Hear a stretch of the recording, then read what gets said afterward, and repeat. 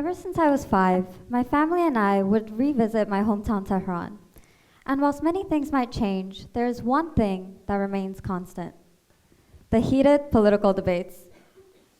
It's even quite comedic. Whenever our entire family gathers at my grandmother's house for the weekly Friday night dinners, we might begin by arguing over who gets the tadig, but we end up at some point with one uncle on that end of the room, another on the other side, the aunts and the cousins in the middle, and all of them screaming at one another over that week's topic. And this summer, it was no different, except that this time, it was during our country's social movement, which called for women, life, freedom. This past year and a half since September 2022, this movement has consumed most of my thoughts and feelings. Coincidentally, it was also right when I started university as a humanities major, which, lucky for me, meant that social movements were a constant topic in almost all of our classes. And it seemed to me that social movements mainly rely on a popular narrative, which incorporates specific events into a specific order, and instead disregards so many authentic experiences, conversations, and emotions. I noticed this firsthand with our own movement, where I felt as though we got so lost in wanting these big abstract concepts that we forgot to even take a step back and define them. Specifically, I want to focus on something my cousin and I were once talking about. What does freedom signify in this chant, woman, life, freedom? Looking into Tehran, I want to focus on our homes, because whilst the streets might chant for freedom, homes are where they are first practiced through conversations which go in more depth. My experiences in Tehran have been heavily influenced by the interactions that I've had in these houses, which all vary greatly, whether it's the lifestyles lived by the people, their socio-political views, and especially the conversations that I've had in them. For instance, I spend weeks in my grandmother's house, but also my cousin's house. They contrast so much, but they're both so dear to me. My grandmother's is more nostalgic, cultural, and as said in the Persian cartoon that we watched as children, it has 1,000 stories. My cousin's reflects the lifestyle of the younger generation, where we frequent more people, it's more modern, artistic, you can even say deviant, at least in comparison. And because Tehran is this muted city, these houses can almost act like borders. Each house and each individual in this house has their distinct version of freedom. Houses here also represent authenticity because they are the closest thing that exists in such a context to freedom. And therefore, the conversations that we hear in these places are the ones that matter so much more, at least to me, than the quotes that are blasted in the media. Because in the media, we see a loss of subjectivity through a blanket narrative. It goes something like this. First, a triggering event happens, causing people to come together.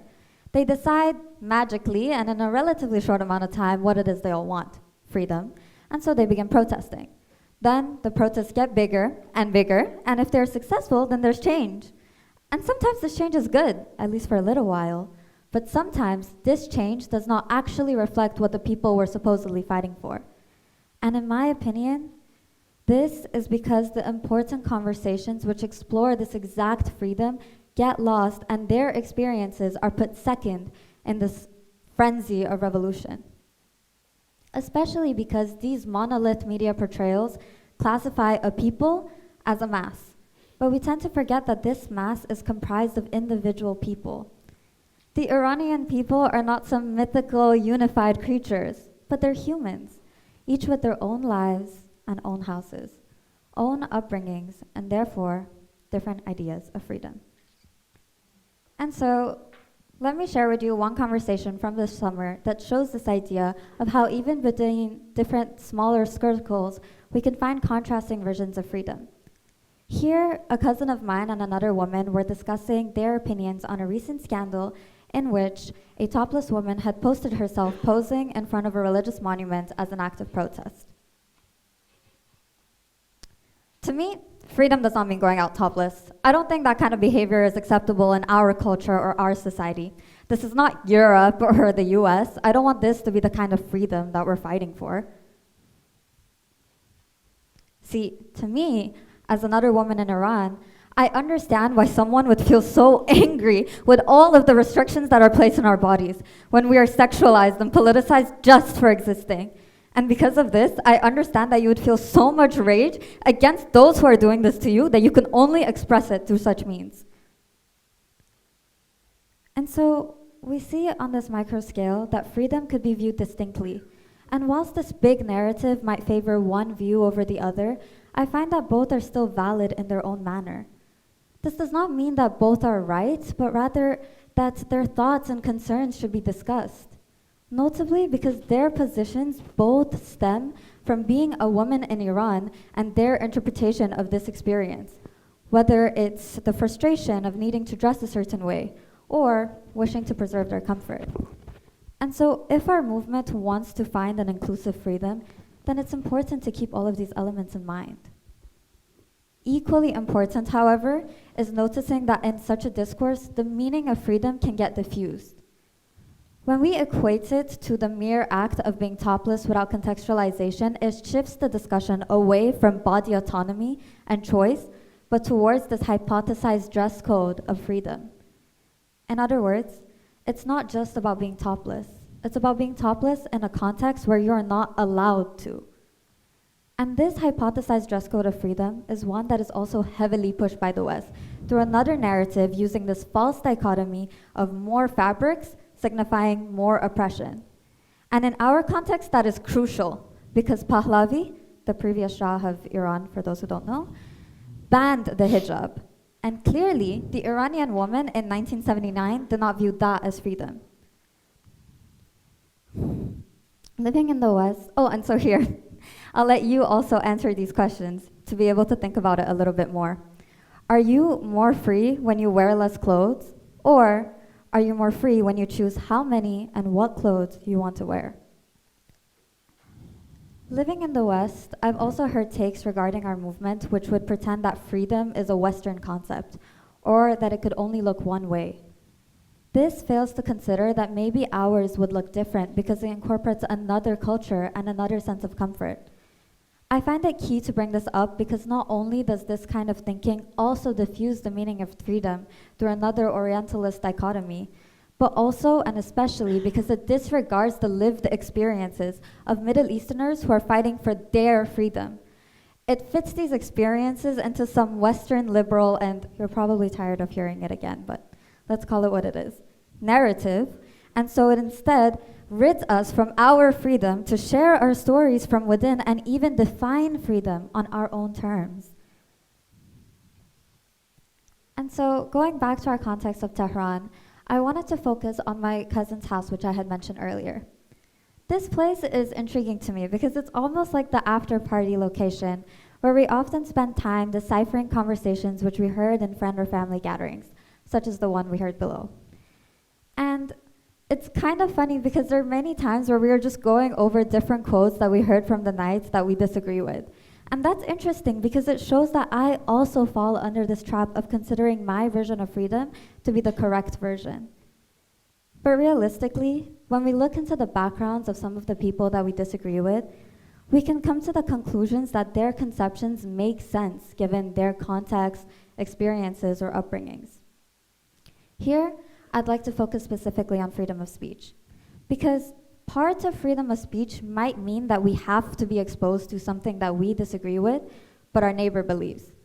Again, it does not mean that we always have to agree with one another, but rather that we might still need to let it be expressed.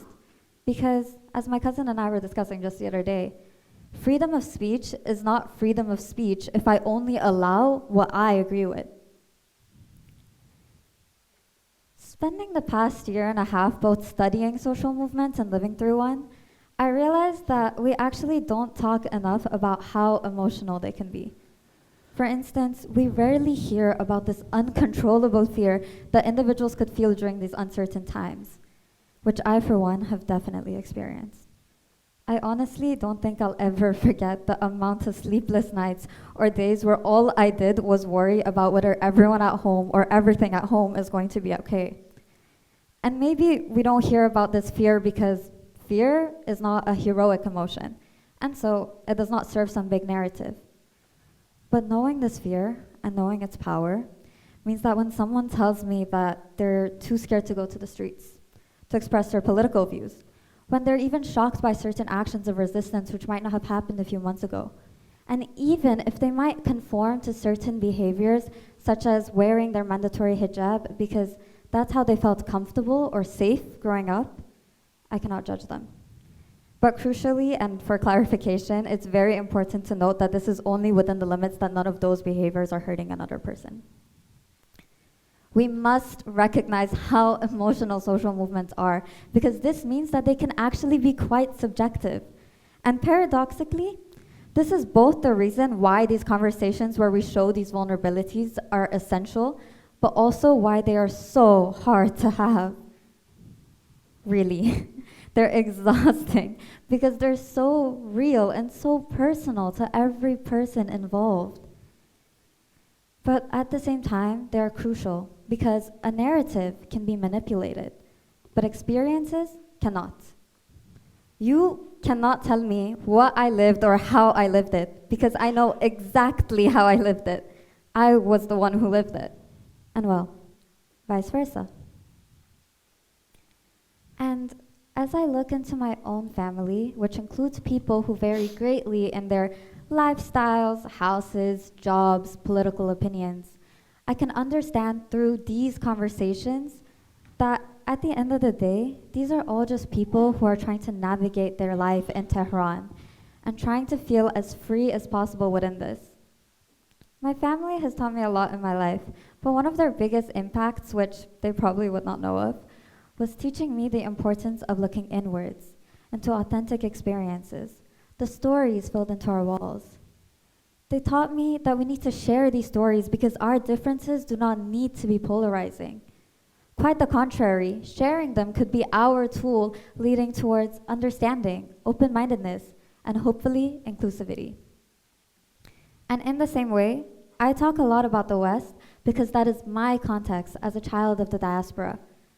Don't worry, I'm not here to start telling you about my constant cultural identity crisis, but rather to highlight how crucial this part of my identity is in my definition of freedom. Because to me, freedom cannot exclude those of us in the diaspora.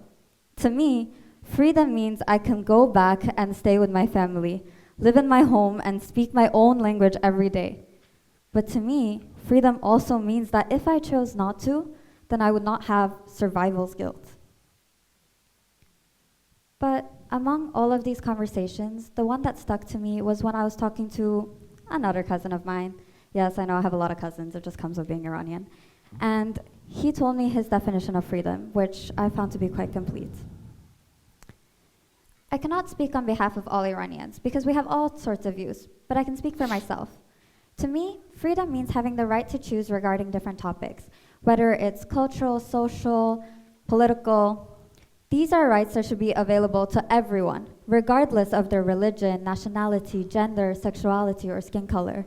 However, there is a line to this freedom, and I find that it stops right when it causes another individual pain or tries to steal their freedom. And so maybe there even is a line to our freedom, but even in that case, it still considers and involves everyone. Part of what I was trying to convey today was how much deeper social movements are than what we make them. Think about it. I spoke about one family in the capital, Tehran, and just between the few of us, there were so many variances. And so how is it possible when examining such a vast country with people who have different ethnicities, backgrounds, experiences, traumas even, and there's large diaspora, we try to essentialize them in some narrative thread? And as just one person, I cannot be qualified enough to stand here and tell you the definition of freedom. But instead, I wanted to emphasize the importance of conversations where we address our upbringings and our biases. Because at the end of the day, when these houses do come together, such as in our weekly Friday night dinners, there's still a moment where we reach some understanding after each person explodes. Those moments on the micro level need to be magnified They are the loose threads to this big narrative, which, if not tied, could lead to the entire thread breaking apart. Something that is really not unlikely with social movements. And finally, as another cousin of mine said, شاید آزادی همین باشه که یه عالمه تصویر ببینی. Maybe freedom is just seeing all of these different images. Thank you.